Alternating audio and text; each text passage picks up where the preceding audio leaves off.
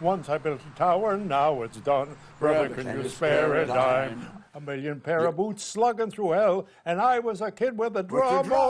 Okay, I'll admit, it's a little intimidating.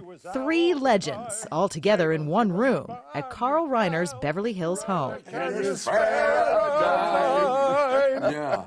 Still collaborating and still close. You all clearly have known each other a long time. Could you say a few words about the guys sitting next to you?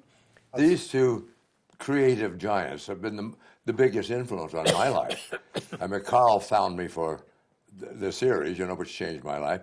And Norman has put me in movies and specials. And these two guys, without them, I don't know where I'd be today. And if we didn't find him, we wouldn't be talking to you. Right. No. Norman Lear will be 95 in July. Carl Reiner is 95. Dick Van Dyke is 91. There's something about 90, hitting 90. I know, I can get applause just standing up. I can walk across the room and get a standing ovation. They're older, sure. They just don't think old. The culture has age all wrong. The culture sells age as utterly going down. Well, that's the expression, going downhill. And he woke up this morning to come here feeling great. I woke up this morning, I couldn't wait to get here to see these guys. It's not downhill. No, it's not downhill. People are more afraid of aging than they are death these days. And they don't. We need to tell them there's a lot of good living to do. If you don't take care of yourself, nobody else will. And their new film does just that. You got to be the boss of your body. Call it a celebration of life after 90. I'm in my 90s. It's in the HBO documentary film, If You're Not in the Obit, Eat Breakfast, debuting tomorrow on HBO. That title is based on a joke Carl Reiner told us in 2015. First thing in the morning, before I have coffee, I read the obits. Seriously? Yes, if I'm not in it, I'll have breakfast. These folks say there are keys to longevity, but no big secrets. If you could boil it down to one thing, to what do you owe your long life? I think attitude has an awful lot to do with it. A lack of stress. You know, we all have stress in our businesses, but I think most of us are kind of easygoing. We're not uptight people. And I think lack of stress, I think that eats you up, really, your body and your mind. I always say I married the right woman. How does that explain me? Because I didn't marry her. Well, you married another person who did. Several. Yes. They all say laughter is important. You walk every day? Yes, I walk around the block one time. And also a little workout. Mr. Reiner likes to walk around the neighborhood, and every morning, before his feet touch the floor, he does stretches like a circus performer. I wasn't going to do them today because I was late, but I said, wait a minute, it only takes 10 minutes. I did my stretching. And we stretch this way. As he showed Mo Rocca last year, Mr. Lear also likes a good stretch. Back that way. And as you can see in the recent music video for the band Dust Bowl Revival, Mr. Van Dyke hasn't lost a step. I make a list every morning. Every morning I'm full of ideas and plans. And then by 10 o'clock I run out of gas. But I go to the gym, drink a cup of coffee, and go, or I'll talk myself out of it. So I just go. Musical demon. He also says his wife Arlene, whom he married in 2012, helps keep his heart in shape. How do you define a good life? I think the bottom line is you have to have someone to love. I think you really must. If you love a person and love the thing you're doing, that makes a world for you. I think it helps, too, to love yourself. Oh, That's a the tough hardest. one. That's the hardest one. Having a good marriage and good children. A good life is what you send out to the world. I have 3 children, non-toxic children, all have done great things and are continuing to do great things. And I had a marriage of 65 years. That's the only thing that really defines me. Estelle Reiner passed away in 2008 at 94. Mr. Brooks, to the right, please. These days, lifelong friend Mel Brooks, who turns 91 this month, keeps Carl company. You know, if you have one good friend, you're lucky at this age. And Mel comes over every night, and I don't know what I would do if he didn't come over. I have no more. These guys live too far away. I don't drive anymore. I eat, though. And he still gets out, like this HBO event a few weeks ago. The funniest brain that exists today is in that head.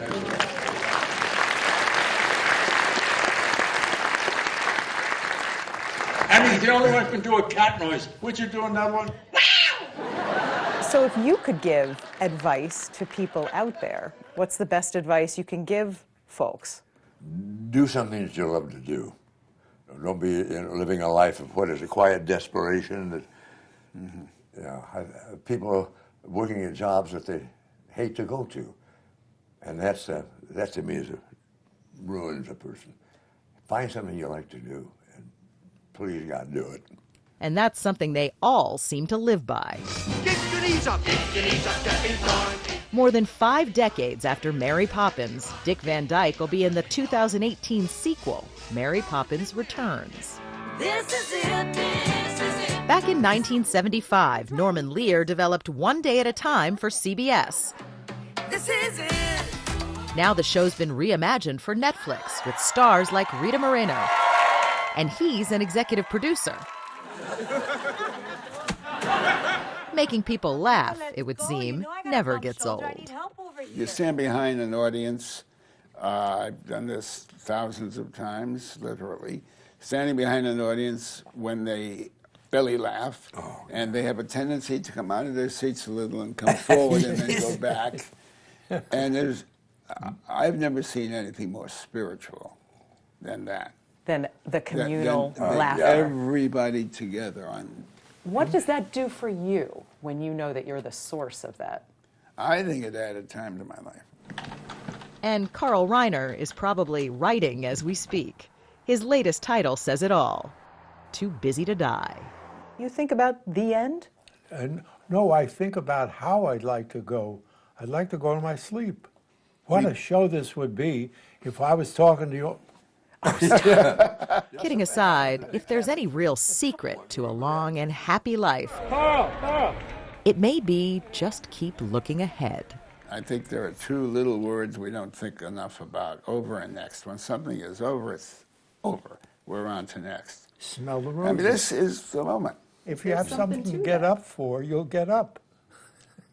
You won't die. You won't die in the middle of the night if you have something in the morning you gotta do. So, here's to what's next. Time was your 80s. Were supposed to be devoted to enjoying a life of leisure. Don't tell that to Jane Fonda and Lily Tomlin. They're talking with our Tracy Smith. We're making vibrators for women with arthritis. Yes, vibrators. Brilliant. How could this not be entertaining?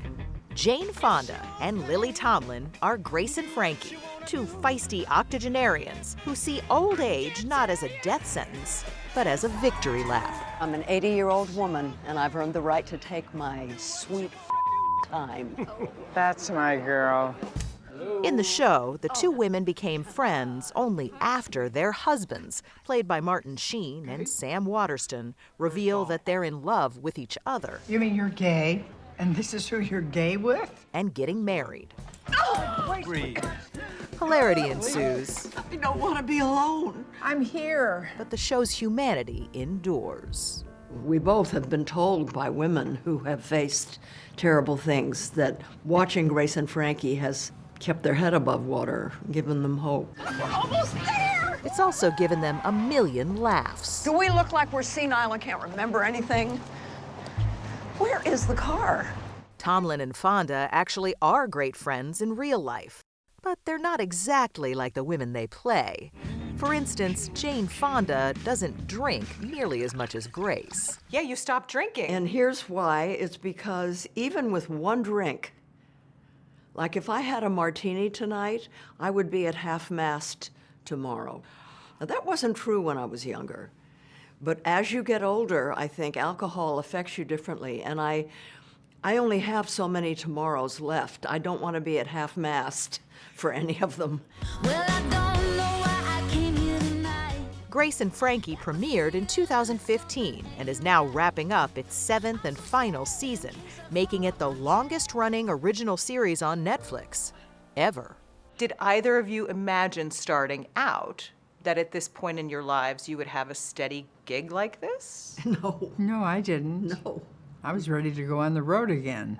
A child was asked to describe the feeling of joy. She said it's mild and gentle on your hands. I worry that drugs have forced us to be more creative than we really are. Back in the 70s, Lily Tomlin's Road Act was her widely acclaimed one-woman show, appearing nightly. I thought you liked that other kind of cake. That cake with the icing. Police, stop talking about that cake! When Jane went to see it, she just started working on an idea for a movie that would become 9 to 5. What did you think watching Lily on stage? I fell in love. I mean, I was blown away, and when I left the theater that night, I said to myself, I'm not making a movie about secretaries unless Lily Tomlin is in it. And we know how that turned out. You mean she's a company spy? Shh, I wouldn't say that. I would just say that if you want to gossip in the ladies' room, I'd check first under the stalls for her shoes. Happy birthday, Myra. But you may not know that Lily Tomlin quit after the first day of shooting. I said, you have to let me out of the movie. You don't have to pay me anything. I thought I was just awful. I said, I'm just going to ruin the movie. And then I saw the dailies from the second day because he couldn't draw up the papers quickly enough. And so I thought, well, I'm pretty good. It's okay now. I think I'll just keep this part. They've been friends since, together on set. Climate change has got to go. Hey, and occasionally on the protest lines. In 2019, the pair, who both have a long history of social activism, were arrested together on the steps of the U.S. Capitol during a demonstration over climate change. Forests are a key ally. Turns out, Jane Fonda started making her famed workout tapes to raise cash to support causes she believed in. And so I thought, well, maybe I should start a company that will fund what we're trying to do. And I had a very smart friend who said, never go into a business that you don't understand. But there was one thing I knew, which was exercise. She sold close to 17 million copies of her Feel the Burn tapes, and she gave most of her profits away. In fact, she still does. She does that. She gives all her money away. I mean, this jacket, I've seen this at least 10 times. Still, her lifetime of exercise has had benefits beyond merely financial. At 84, she looks great. In fact, they both do. I'm super conscious that I'm closer to death, and it doesn't really bother me that much. What bothers me is that my body is, basically not mine. My knees are not mine, my hips are not mine, my shoulders not mine. You're looking at somebody who's only me from here up. Oh, grow some, Francis. Truth is, what makes Jane and Lily, and Grace and Frankie work, Let go of me. is that, fake joints and all, Thank you so much. they seem so very real. The fact is, if you're alive and relatively healthy at an older, I'm almost 85. The fact that I'm still alive and working, wow, who cares if I don't have my old joints and I can't ski or bike or run anymore? You can be really old at 60 and you can be really young at 85. Health. It's beautifully put. Why are you laughing? I just like to hear her talk.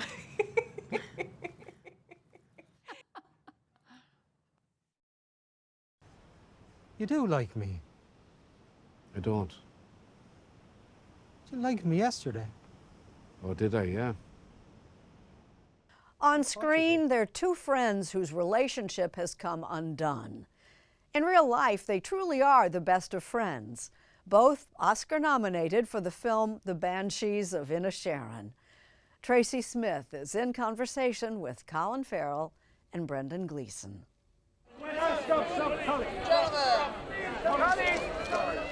To put it simply, Colin Farrell and Brendan Gleeson are peas in a Hollywood pod. They're both accomplished actors, both Irish, and both are part of a great on-screen duo that falls somewhere between Butch and Sundance and Thelma and Louise. Both men were at the Golden Globes earlier this month, where Farrell won Best Actor for a musical or comedy. Brendan, I love you so much. I love you so much. And after the ceremony, both were down with COVID. So, how does it feel to be out of isolation?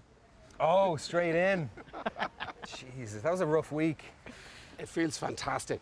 Yeah. This was their first TV interview since coming out of quarantine. Yeah, no, it's really nice to get out and about. I went for a swim this morning, which was just the most soul-liberating experience. That's great. It's been a busy season for the pair, since their latest film became a worldwide sensation. Colin's sonny Larry. Didn't you and he used to be the best of friends? We're still the best of friends. No, you're not. Who says we're not? Sit somewhere else. The Banshees of Inisherin is about two men on a windswept Irish island whose friendship is coming apart. If I've done something to you, just tell me what I've done to you. But you didn't do anything to me. I just don't like you no more. You liked me yesterday. Their lives are deeply intertwined, but Banshees is not a buddy film any more than Titanic is about a pleasure cruise. Their breakup is both hilarious and heartrending. Well, anyways, I just wanted to say I was sorry. We leave it at that. Why can't you just leave me alone, Park? Huh? I've already told you, haven't I? Yeah, I know, I was just... I mean, why can't you just leave me alone? I'm curious with the process. Did you have a discussion about maybe we shouldn't speak to each other throughout this film? We touched on it. I was a bit nervous about that. Why? Yeah. Just because I love the man and I was nervous about, Jesus, are we going to have to give each other space? And then when we saw each other for the first time in a couple of years to start this, we just said, do you need a bit of, are we going to do a little, you know, and we looked at each other and we went, no, don't need it, don't need it. For 2 weeks, in Bruges, in a room like this, with you? No way.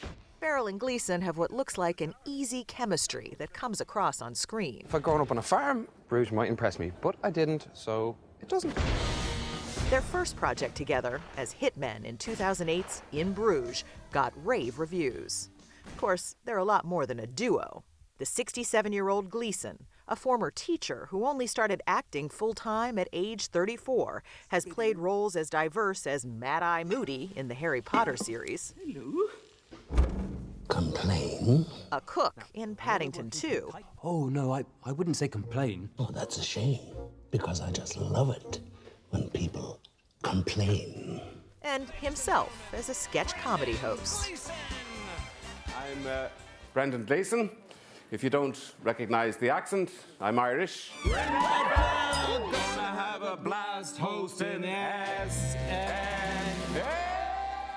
Brendan, you did SNL reluctantly. You did Saturday Night Live. Yes, you're I did. great. I did, yeah. Colin talked you into it? Well, he did and he didn't. Like, he said, look, do what you want, but here's my take on it. Yeah. And I would take that seriously. Look, I like clowning around, don't get me wrong. There's a thrill about it. It's a kind of a white knuckle ride, so I really did. So thanks for that, Colin. Yeah, man. At 46, Colin Farrell has been doing this a bit longer, doing everything from fighting Tom Cruise to playing the Penguin in makeup that almost completely obscured his leading man looks. But as different as their careers and their lives have been, they were friends from the jump. What about you clicked? I don't know, it was just easy. The first time I met him was in a room at the Chelsea Hotel.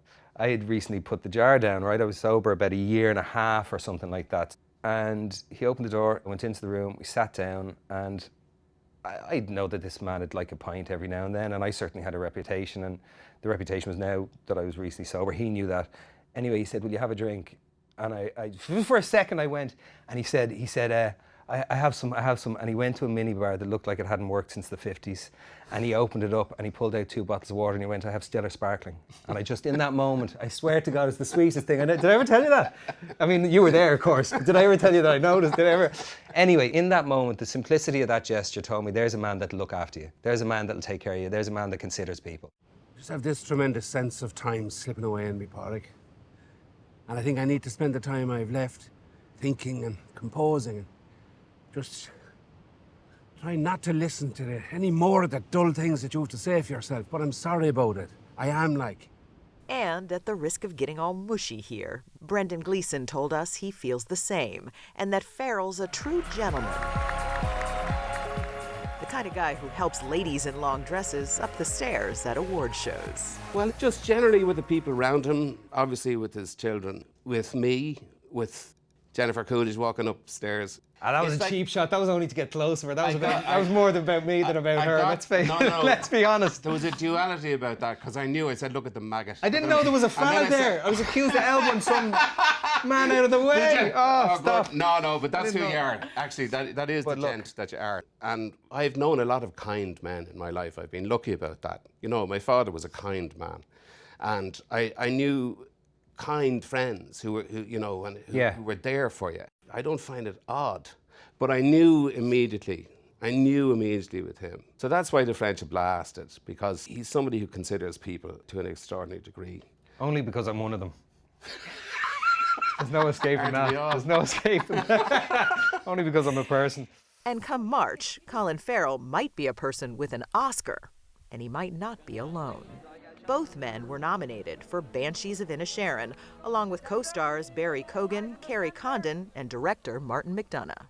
People have said to me that Banshees just floored them, just took them days, and they've been a bit haunted by it. What do you think when people say that to you, that it's Banshees very floored humbling. me? It's because I've done plenty of things that people haven't connected to. You don't always go to work and create stuff that people connect to, and it's not a science. If we knew how to get it right every time, every film would work on every level. It would work for the audience, it would work for the critics, and it would work commercially. And that's magic, that's money in the bank, you know, and you can't expect that all the time, but the fact that it's arrived on this one is fairly cool. So while Banshees may very well rake in a few more awards, Let's just call it quits. We won't call it quits. it's already given these two a gift. So this is a very sweet time, and I get to see him, get to spend time with Kerry and Martin that we wouldn't otherwise. So in that way, that's the kind of window I climb through to enjoy this whole experience, rather than taking it too serious, you know. Instead of focusing on the horse race or who's nominated for what and all of that. Exactly, just to be sharing it with the other lads and whoever is around, and the films and the filmmakers. I still get giddy about the whole thing anyway, do you know what I mean?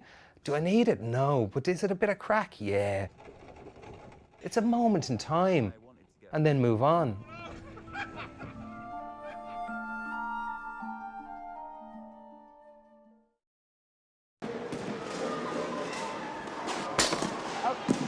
Stop brushing me back. Stop crowding the plane.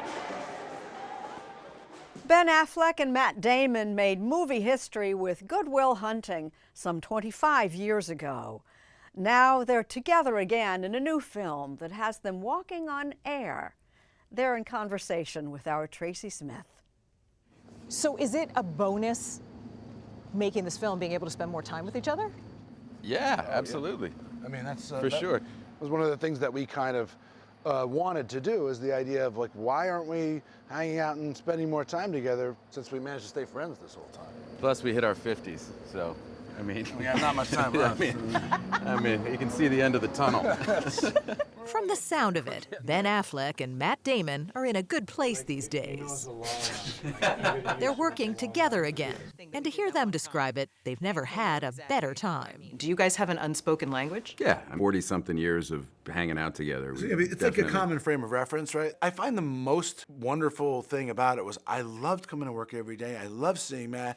I loved, first of all, he's a genius, and having him in as the anchor of your movie just 40-something years makes it took you to... No, I didn't used to think this, but it just makes it so easy, and it was just so much fun. I don't know, it's kind of felt like just us and getting to do the thing that we wanted to do. I loved it. I miss it every day since. It was the best work experience of my life, without question. And that experience is Air. The movie, in theaters only on April 5th, is about Nike and how, back in 1984, they built an entire shoe brand around one NBA rookie player they thought would become a household name. I need the greatest basketball shoe that's ever been made. Who's the player? Michael Jordan. Michael Jordan. I'm willing to bet my career on Michael Jordan. Come on. man. Affleck, who's also the film's director, plays Nike founder Phil Knight. And Damon is Sonny Vaccaro, the Nike exec who tries to sell him on the idea. I mean, if you look at him, if you really look at Jordan, like I did, you're gonna see exactly what I see. Which is what? The most competitive guy I have ever seen. He is a f***ing killer. Is it the shoes? We now know it turned out to be a killer deal for everyone involved. You sure it's not the shoes? The Jordan brand is still flying off the shelves, with sales of more than $5 billion last year alone. Like at what point? The movie is not a biopic, but Affleck made sure everyone looked as close to real as possible, especially Damon. Did you notice that he lost the weight? Yeah, so let's talk about that. My Physical favorite thing about Ben transformation. is that he put me in a fat suit when I finally get to work with him. And my wife saw the movie, and I said, "What did you think?" And she goes, "The movie is great. You look like..." And according to Affleck, Michael Jordan himself had a few suggestions. What did he tell you was important to him? A number of things, and I'm not sure that I'm at liberty to share every single one of them. But what I will tell you is he said, Viola Davis is going to be my mother. Which is kind of like choosing Michael Jordan for your basketball team. My name's Sonny Vaccaro. I'm with Nike. Do you typically make it a habit of showing up at people's front doors unannounced? I don't like to take no for an answer. Oh, man. Here we go. Viola Davis was in fact cast as Michael's mom, Dolores Jordan. Best day of my life. And Chris Tucker plays and helped write the part of someone he knows personally, Nike VP Howard White. All that matters is how much do you believe? I believe in you. I called Chris Tucker, and he was like, who I've always thought was a genius and wanted to work with, and he was like, I know Howard White. I was like, you know Howard White? Turns out later, Chris Tucker knows everybody. Literally everybody. One person we see very little of is an actor who plays Jordan. Why do we not see Michael Jordan in this movie? We don't see Michael Jordan for the very, what was obvious reason to me, which is that this is a movie about an icon, about somebody who's so meaningful that the minute, I show you somebody and tell you, like, hey, that's Michael Jordan, you just go, no, it isn't. I know what Michael Jordan is. I know what he is. And not only that, the only actor who could play Michael Jordan was a little old to play this part, and we probably couldn't afford him. But the idea was, like, if I show you something, you know that's not Michael Jordan, and now everything else is fake. So the final result feels real. And as always, it was a team effort. Ben Affleck and Matt Damon met as kids in Cambridge, Massachusetts, and clicked from the start, chasing the same Hollywood dream. You might not have caught them in 1989's Field of Dreams as extras somewhere in the crowd in Boston's Fenway Park. How you like me now? But you might have seen them in this. My boy's wicked smart. You don't owe it to yourself. You owe it to me. Because tomorrow I'm going to wake up and I'll be 50. And I'll still be doing it. For Good Will Hunting, both won the Oscar for original screenplay, and it launched them, ready or not, into the Hollywood stratosphere. What did it do to you guys to win it that young? I remember it didn't settle in it was like a couple years, I think. It was just completely surreal. March of '98, I was 25 years old. Yeah. I look at myself now and think, I still have quite a bit to learn. That's the curse of being 25, is you think you have it all figured out. Put your hands up! Of course, they have figured it out. Individually, they've earned everything from box office respect. Here's your director. You teach somebody to be a director in a day? You teach a rhesus monkey to be a director in a day. To more Oscar gold. I stood out here in front of you all, really just a kid, and I went out, and I never thought that I would be back here. Frankly, one of the lessons of growing older is it's not all about money. It's not the most important thing. You spend your life chasing money, you might end up with a lot of money, but you probably miss out on a lot of things. I haven't found that money changed any happiness that I had. In fact, that's the beautiful thing about this, is the happiness was being able to be here every day in Los Angeles where my children are and see them every day. And then come visit the set, work with my best friend my whole life. There's nothing more that I want in my life. I thought, well, this is it. This is what I've always wanted, And then I thought, that might mean I'm about to die. Yeah, I literally had the same thought. I was like, we've actually reached the mountaintop. And now, together, they've formed a new production company called Artists Equity that'll give people on the film crew a bigger slice of the financial pie. That's why it's called artist equity, and the idea is that we're pulling a bunch of people above the line who traditionally aren't, and they stand to do a lot better financially than they've ever done on movies before. I believe in your son. I believe he's the future. And his story is gonna make us want to fly. But a shoe is just a shoe. Until my son steps into it. You got a name for it? Air Jordan. Air is their company's first offering, with more to come soon. Seriously? Maybe it'll grow on me. We're just getting rolling, working again with Amazon to do the story of a wrestler named Anthony Robles, who was born with one leg and won a national championship for Arizona State. And who's starring in that movie? I know where you're going with this, but I'm going to tell you who the lead actor is. And, is there another actor in that movie? We always hire the very best performers, and in this case, I can say every single person that's been cast so far, I think, is the very absolute best choice. You're dancing around that Jennifer Lopez is also in this movie. Yes, I believe Jennifer Lopez may be doing that movie. Yes. You're gonna make it look like she's just doing it as a favor to me, but actually, she is. It seems fitting that Affleck and Damon's new movie is a story about collaboration. That's what got them here, and what keeps them going. What fun and what a joy to do something where see her be great, go to work with your wife, go to work with your best friend, because ultimately, like, your work becomes the lion's share of what defines your life in terms of the time you spend. That's who it is. And if you don't like who you're working with, and if you have difficulty or trouble at work, I think it's one of the things that can really cause depression, anxiety, and pain for people. And conversely, if you love the people at work, you probably have a pretty good life, you know?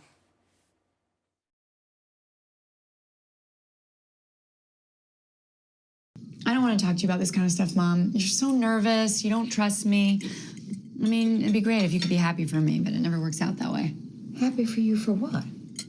It's Sunday Morning on CBS. And here again is Jane Pauley. They share a profession and an especially deep bond. Rita Braver has a Mother's Day conversation with actors Diane Ladd and Laura Dern. You'll have them forever. Wow. It is a moment that these famed actors have never forgotten.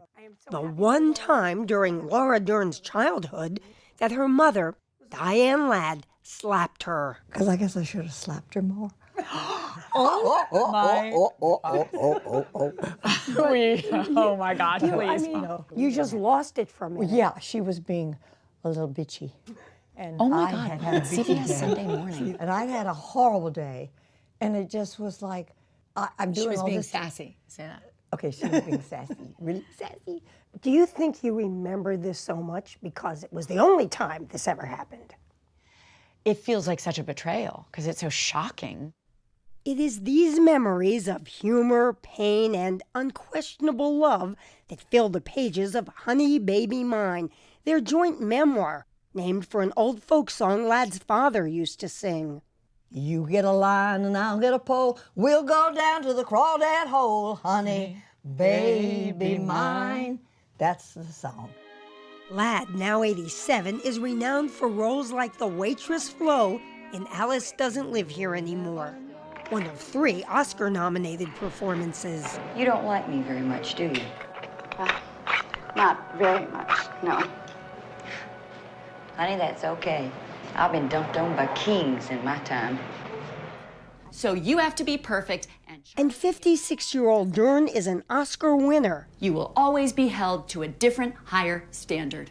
And it's but that is the way it is. For playing a divorce lawyer representing the wife in Marriage Story. Is this where you guys walked in this general area? It is, every single morning. That's right. And the story of how their book came to be is worthy of a Hollywood film.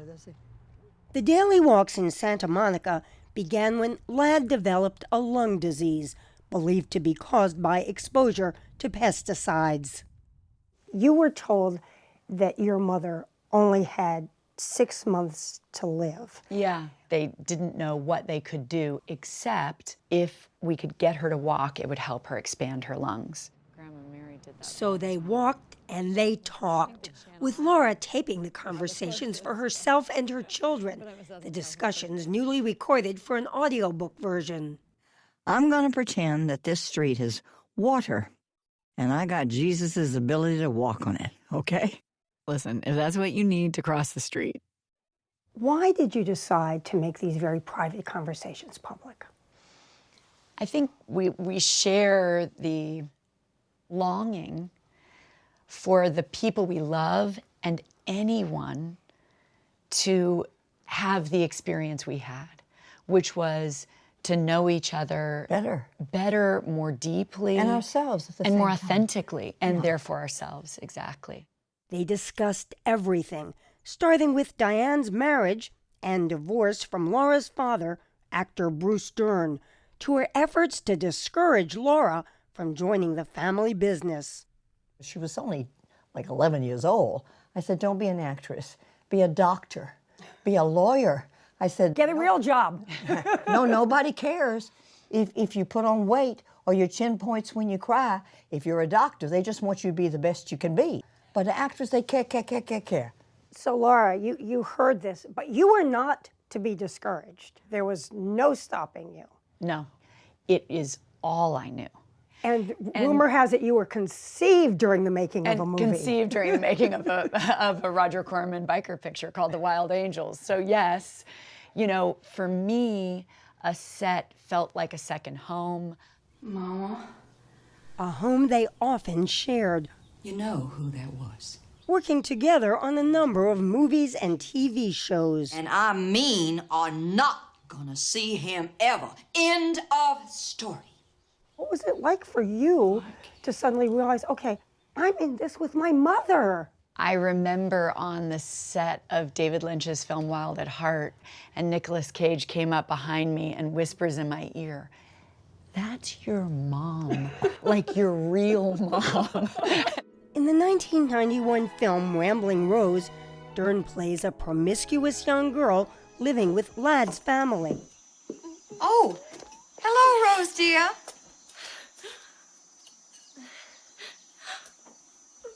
Wow. My, you're looking pretty. Both mother and daughter were nominated for Academy Awards, but Ladd has a better memory. This was the picture that the late Princess Diana chose as her absolute favorite. And she flew Laura and I to London for a royal premiere and a party in our honor. And she sat between us, holding both our hands and crying, watching us perform. But Ladd still agonizes over the times work took her away from her daughter and the other challenges she, along with so many single moms, faced. How to pay the rent, how to get my daughter what she needs.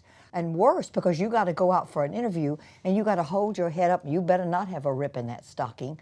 You better have those shoes not run down. You've got to put on an image.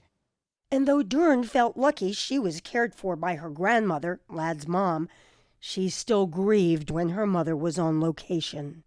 And I knew she loved me, but the loneliness was real.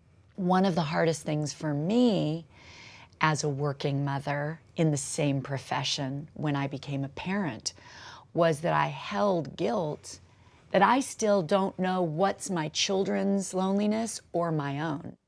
And Dern's love for her own children, Jaya and Ellery, with her former husband, musician Ben Harper, has made her understand even more the grief that Ladd felt over losing a daughter before Dern was born. This was a baby who died in a swimming pool accident where a nanny hadn't paid enough attention. She fell into the pool. She hit her head, knocked herself out. And it all happened instantly. And she died. And you will never get over that. I don't care what you say to yourself. I don't care who says what. The child is not supposed to die before the parent. You'd never talked about Never. it. That's right. And I had not asked because I thought I was going to hurt you. And that was a lesson that I would want to share with everyone. Yes. That if we talk it out, there is healing of all kinds. Absolutely. In fact, Diane Ladd has proved her doctors wrong. She continues to heal. Just completed the film, in fact. And mother and daughter have a lot more to say. You make me happy. And sing to each other. You'll never know, dear, how much I love you. Please don't take my sunshine away. Do, do, do, do, do, do. That's it, folks.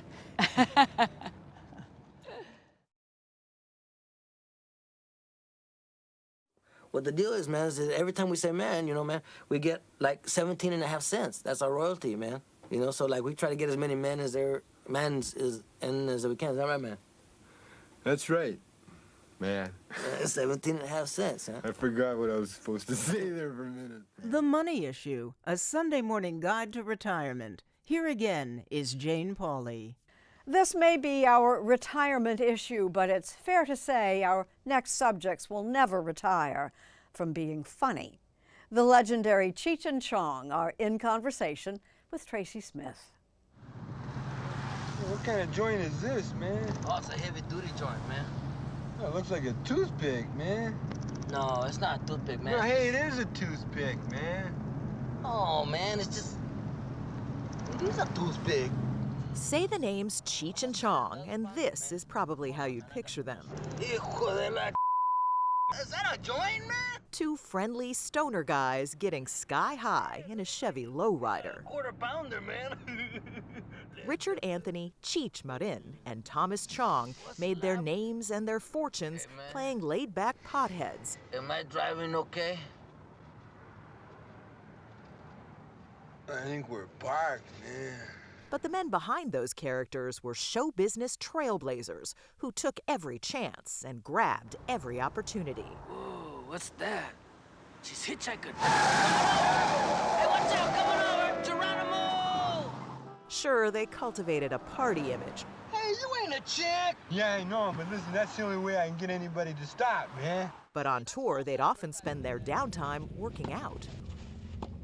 Now, on a bit more of a serious note, we were trying to determine how you'd describe your brand of humor. How would you describe it? Funny.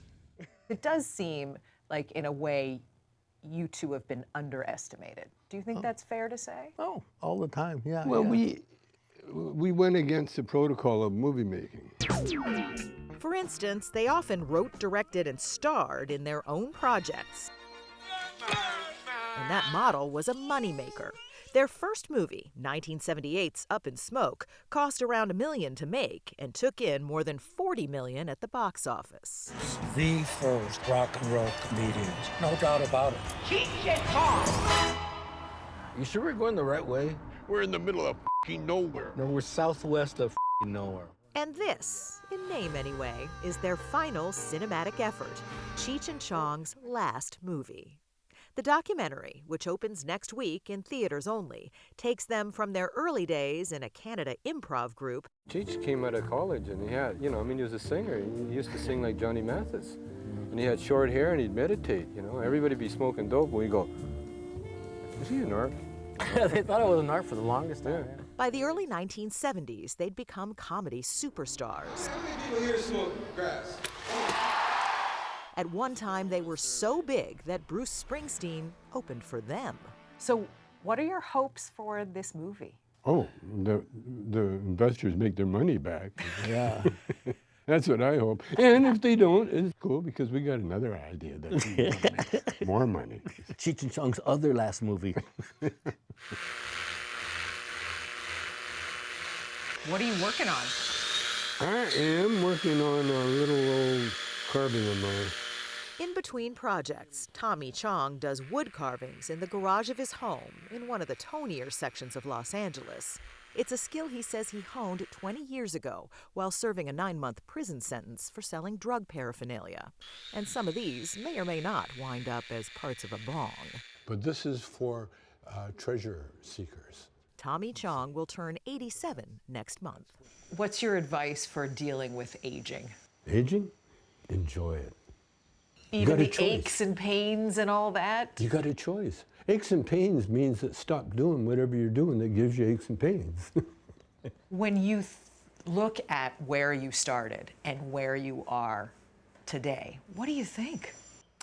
There's a God and he really likes me. The other half of the duo is counting his blessings as well. New York has the Met, Paris has the Louvre, and Riverside, California has the Cheech. The museum houses a jaw-dropping collection of Latin American art, and most of it is his. Now, this is not all of your collection is displayed here. No. This is one of the rotations. I gave to the museum about 550 pieces. Wow. And that should do them for a little while. Thank you. Here's something else you might not know about Cheech Marin. He won the first ever Celebrity Jeopardy, beating out Anderson Cooper. But there is some truth to his movie image. What's your relationship with weed now? Very friendly, you know? Very friendly. You know, the thing is, I'm in an enviable position, if you want to characterize it that way, is that I don't go out looking for weed. Weed finds me. No matter where I swear to God. I thought he was locked up in Folsom. Well, maybe he got a weekend pass. You may recall he was Don Johnson's partner on this very network. And Cheech Marin's still active in show business, but at age 78, he says he's become something of a survivor. As you've gotten older, what's become more important and what's become less important? Time has become very important. You see all your contemporaries dropping off, you know, and every day, you know, I read the obituaries, and it's like my age group, you know, so you know, that's important to me, to make the most out of the time that comes up. What's least important to me? Worrying about it. Worrying about it is not important to me at all. They may have gotten older and wiser, but in an age when most people are hanging it up, they're still Cheech and Chong, still looking for the next punchline. Cheech, you mentioned legacy. Yeah. What is the legacy of Cheech and Chong? Part of our legacy is that we have joined the kind of immortal comedy teams, you know, with Laurel and Hardy and Abbott and Costello and Martin and Lewis and all those guys. We are part of that legacy. The Smothers Brothers. The Smothers Brothers, yeah. And we're proud to be in that, you know, because that's who we grew up with, you know, and that's who became our contemporaries. And now we're the people that other people grew up with, you know. So there's a certain pride in that. And we're the old farts that just won't go away. Yeah. They linger. We linger like an old fart. One of the highlights of this new season on Broadway is a reunion of two excellent old friends, actors Keanu Reeves and Alex Winter. Tracy Smith takes them back in time. Ready, Ted? Ready, Bill? Let's go back into history. The year was 1989, and a couple of fresh-faced kids were in a film about time travel. You guys saved my life. Nothing doing, Billy the Kid. Where are we going? The golden age of civilization. Where? Ancient Greece, dude. Bill and Ted's Excellent Adventure, with Alex Winter as Bill and Keanu Reeves as Ted. Will you go to the prom with us in San Dimas? We will have a most triumphant time. Was kind of silly, kind of sweet, and kind of a hit. Excellent! Do you see anything coming? What? Do you see anything coming? No! Nor I. And now the boys are back in a production that couldn't be more different than their film roles, yet in some ways much the same. Oh, pardon. Carry on. No, after you. No, you first. I interrupted you. On the contrary. Oh, ceremonious ape.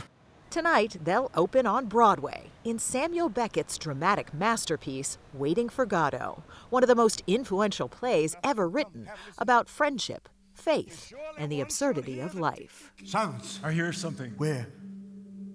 It's the heart. Damnation. Silence. Perhaps it is stopped. Which of you smells so bad? He has stinking breath and I have stinking feet. I must go. It's an emotional and physical workout. How much does it take out of you? It's not the question. The question is, how much does it give? How much does it give you? Yeah, and it takes a lot. Yeah. Doing the play was Keanu's idea, and Alex jumped right in. I heard you singing. That's right. I remember. That finished me. I said to myself, he's all alone. He thinks I'm gone forever, and he sings. Keanu, what's it like to have this guy next to you on stage? Oh my gosh. I feel blessed, lucky, a lot of gratitude. inspiring. It's wonderful to just get to kind of look across from you and be in a scene and just go, wow. Do you still do that, really? Of course. It's Keanu's first time on Broadway, but Alex Winter began his career here. In 1979, he played opposite Sandy Duncan in Peter Pan, and before that, he was one of the kids in The King and I with the great Yul Brynner. So you started when you were 5, 6. Yeah, I started doing theater. My parents were modern dancers, and I enjoyed it. So I was a song and dance kid originally, and then I ended up on Broadway by the time I was about 12, 13. Be excellent to each other. When Bill and Ted came out, Winter was an instant movie star, but he wasn't in love with the emotional toll that acting brought. So after a few years, he walked away. I remember saying to my acting agent in 1992, 93, the height of my career, I love you guys, but I'm going to stop. And it took a little bit of courage, but it saved me psychologically. Yeah, what do you think would have happened if you kept down that I road? think I would have crashed on some level somehow, I think I just needed to stop. Don't waste your time. He went on to make acclaimed documentaries, like this one about Frank Zappa, and raised a family in Southern California. Now I absolutely adore it. I love it here. Of course, his friend went a different way. FBI! Freeze! I got him! I got him! Keanu Reeves chased rogue surfers, dodged a few bullets, and became a full-fledged action hero. He also co-founded Arch Motorcycles, a company that turns out high-end, custom-built bikes. Okay, and so then Act 1, this is like the original. He gave us a whirlwind tour of his LA area workshop not long ago, and he was the whirlwind. Which way should we go? You tell me. Here, let's go this way. We'll go in the sunshine. Oh yeah, so that's the design. These are some of super secret. That's a kind of photo of our racing bike. Is this super secret, what we're looking at now? Yeah, it's okay though. For him, motorcycles are more an obsession than a business. How fast have you gone on one? On a motorcycle? Mm-hmm. I've flirted with like 140, 150, but that's not very fast in terms of motorcycles, what they can do. At 61, it seems Keanu Reeves is still very much willing to take a few risks. Okay, maybe I'm going too far here, but is there any similarity between riding motorcycles and doing live theater in the feeling it gives to you? One feels like death and one you can actually die on.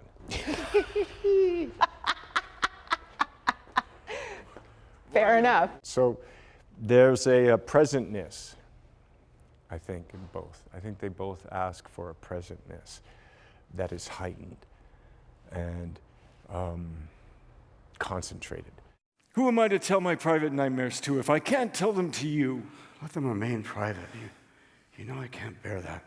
There are times when I wonder if it wouldn't be better for us to part. You wouldn't go far.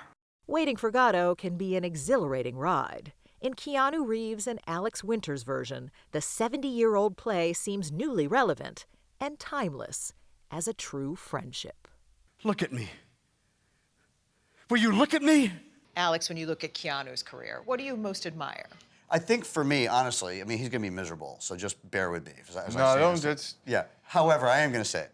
So for me, be kind. I'm going to be kind. What I admire most, I think, is his, and I think it's one of the reasons we're still friends, is his ability to be the same person through all of this stuff that we go through in the industry. Now, Keanu, I'm going to put you on the spot. Actor, producer, director, writer, and, Will. I think we both have that.